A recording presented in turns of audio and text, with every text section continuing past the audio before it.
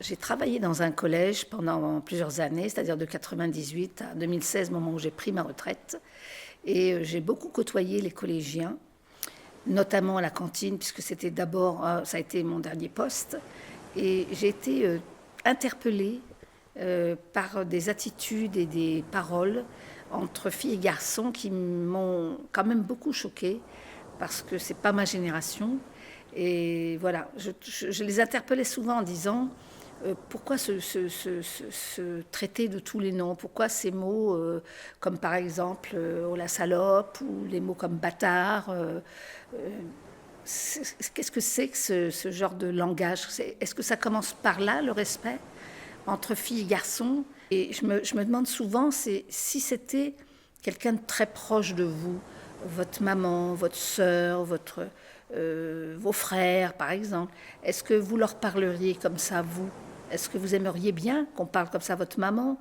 Ou le respect commence déjà par là, par le dialogue. Un dialogue construit, poli, calme.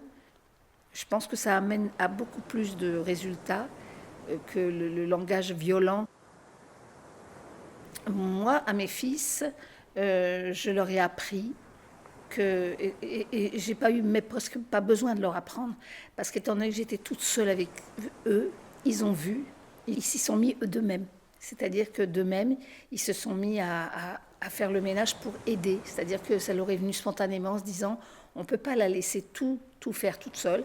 Moi, mon fils le plus, qui a aujourd'hui presque 50 ans, qui allait à l'école et qui était vraiment le garçon du garçon, qui faisait du foot, qui faisait rien de spécial à la maison parce que c'était comme ça. Et puis moi, j'étais élevée comme ça, donc j'y voyais pas d'inconvénient. Moi, un jour, je suis rentrée et comme il était là, il avait fait tout le ménage. Il avait fait la vaisselle, il avait lavé par terre, il avait tout rangé.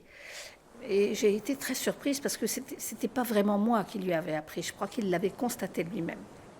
Ils se sont certainement dit tous les deux, parce que l'autre s'y est mis après aussi, que c'était normal qu'un garçon fasse la vaisselle, lave par terre et fasse aussi bien le ménage qu'une femme. Je leur ai aussi appris qu'on ne pouvait forcer personne à faire quelque chose qu'il ne voulait pas faire. C'est-à-dire que quand c'est non, c'est non. Et j'ai surtout appris à mes garçons à respecter les femmes.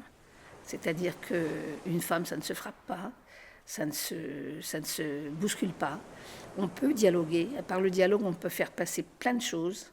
Et qu'à partir du moment où ça passait plus par le dialogue, c'est-à-dire qu'on commençait à discuter, puis se disputer, il y avait déjà quelque chose qui n'allait pas très bien. Et que quelquefois, il valait mieux être amis séparés qu'ennemis ensemble.